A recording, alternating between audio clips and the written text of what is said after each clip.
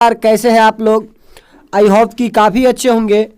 तो कल के छोटे से एपिसोड में मैंने चंद्रगुप्त मौर्य के बारे में एक छोटा सा वीडियो क्लिप देख चुका हूं और आज मैं चंद्रगुप्त मौर्य का जो पुत्र बिंदुसार है उन बिंदुसार के बारे में कुछ अति उपयोगी तथ्य जो सभी एग्जामों के लिए अति महत्वपूर्ण होता है को बिल्कुल उच्च लेवल के आधार पर देखने का प्रयास करेंगे। तो अनुरोध है आप लोगों से कि आप लोग वीडियो को पूरा जरूर देखें। तो चलिए मैं सीधे बिना टाइम जाया किए चलता हूं मूल बिंदुओं पे, जिन बिंदुओं को मैंने कवर करने की कोशिश किया हूं। तो चलिए सीधे मैं चलता हूं मुख्य बातों पे।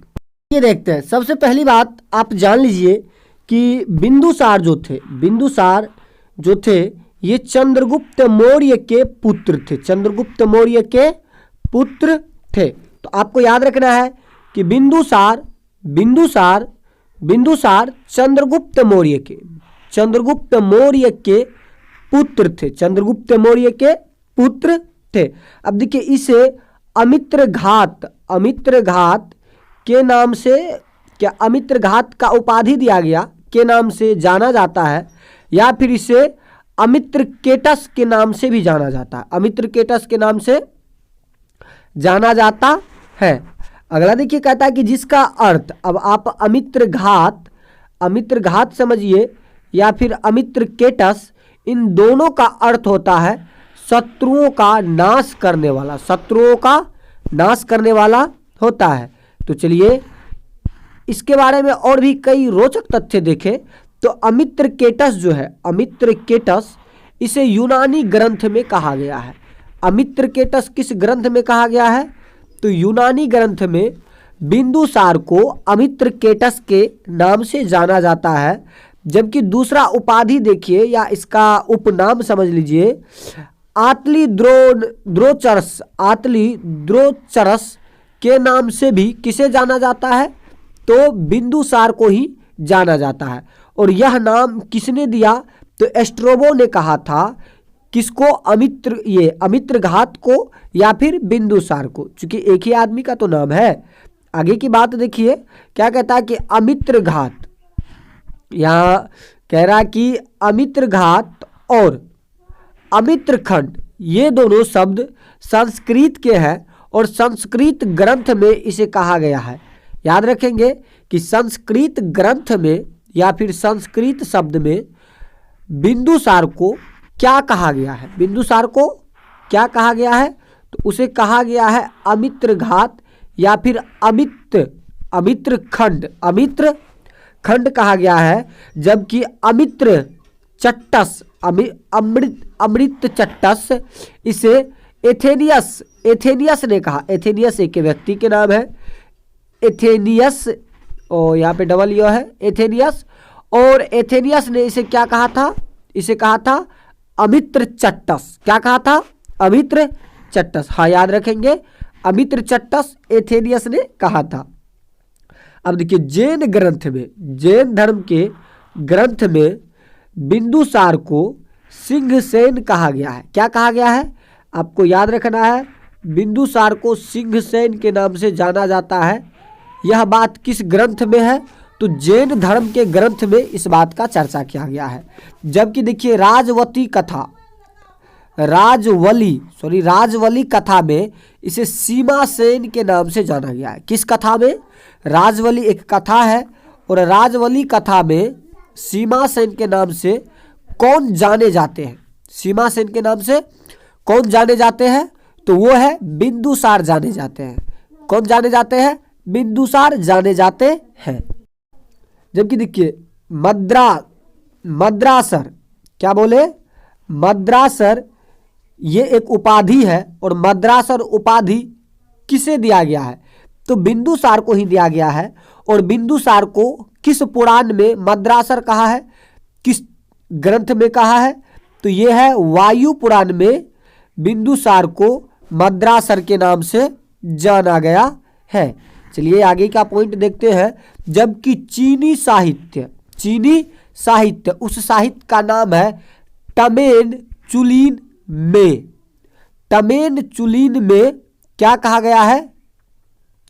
हिंदूपाल कहा गया है। क्या कहा गया है? हिंदूपाल कहा गया है। किसे? बिंदुसार को कहा गया है। हाँ, याद रखिएगा कि चीनी साहित्य टमेन चुलिन में बिंदुसार को क्या कहा गया है? हिंदूपाल कहा गया है। हिंदूपाल कहा गया है। जबकि देखिए बिंदुसार ये किस संप्रदाय से संबंधित है, ऐसा क्वेश्चन कई बार आता भी है। तो बिंदुसार आजीवक संप्रदाय से संबंधित थे। बिंदुसार किस संप्रदाय से संबंधित थे?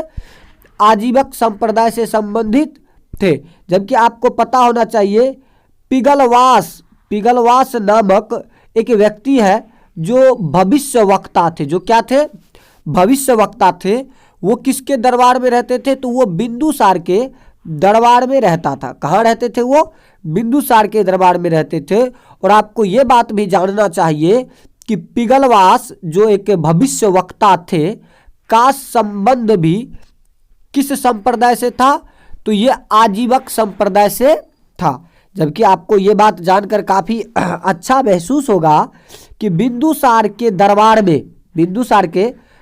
में 500 सदस्य वाली क्या थी? एक मंत्री परिषद थी। कितना सदस्य था उसमें? कुल 500 सदस्य था। और जिसके प्रधान को क्या कहा जाता था? खल्लाटक कहा जाता था। क्या कहा जाता था? खल्लाटक कहते थे। चलिए आगे की बात देख ले। आगे आपको यह भी बात जानना चाहिए कि बिंदुसार ने मैत्रीपूर्ण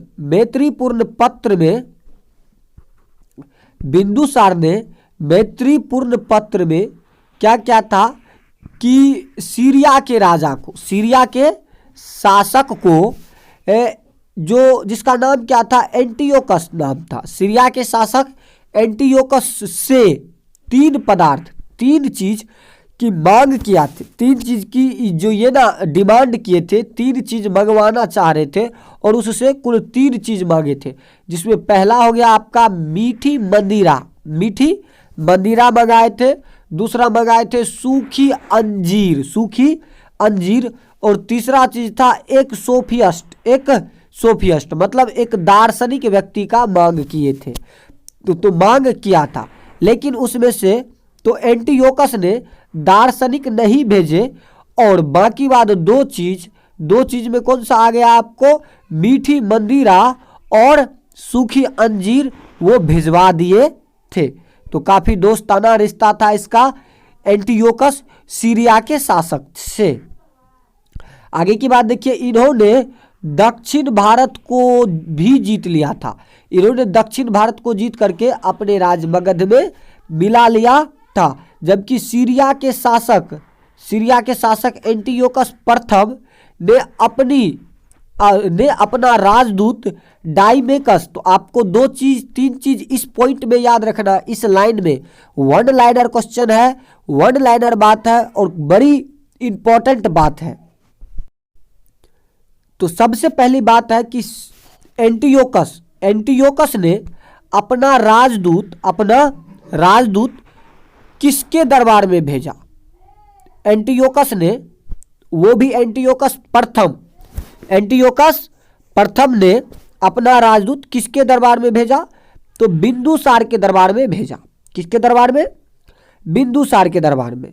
अब दूसरी बात कि डाइमेकस नामक सीरियाई राजदूत किसके दरबार में आया? तो बिंदुसार के दरबार में आया। किसके दरबार में आया? बिंदुसार के दरबार में आया। और दूसरी बात कि डाइमेकस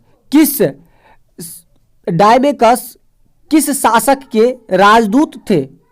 तो ये सीरिया के एंटियोकस प्रथम के क्या थे? राजदूत थे। तो सीरिया के शासक एंटियोकस प्रथम ने अपना राजदूत जिसका नाम था डाइमेकस का बिंदुसार के दरबार में भेजा। को क्या था? बिंदुसार के दरबार में भेजा था। चलिए आगे की बात देखें।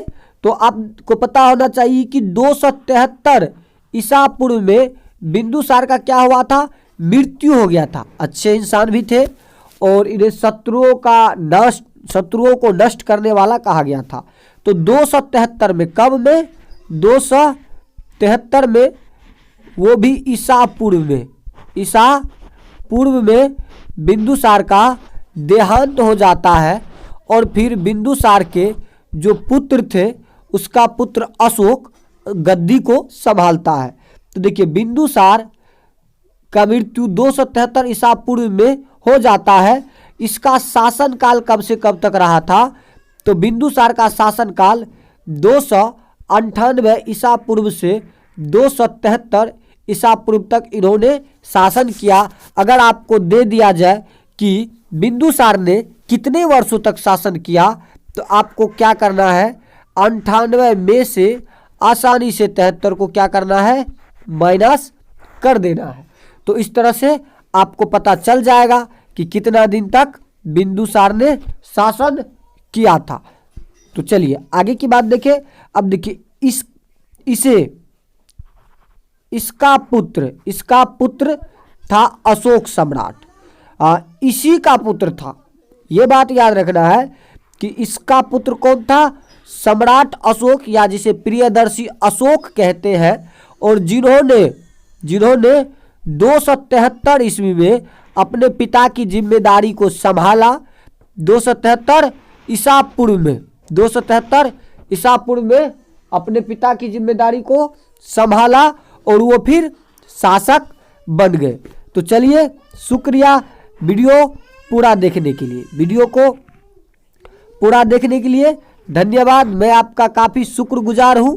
अब मैं आपसे एक ही रिक्वेस्ट करूंगा कि आप इस चैनल का सदस्यता जरूर ले लें, चैनल को सब्सक्राइब जरूर कर ले ताकि हमें काफ़ी अच्छा लगेगा। और मैं अमित कुमार यादव आप लोगों के साथ हमेशा तत्पर तैयार हूँ।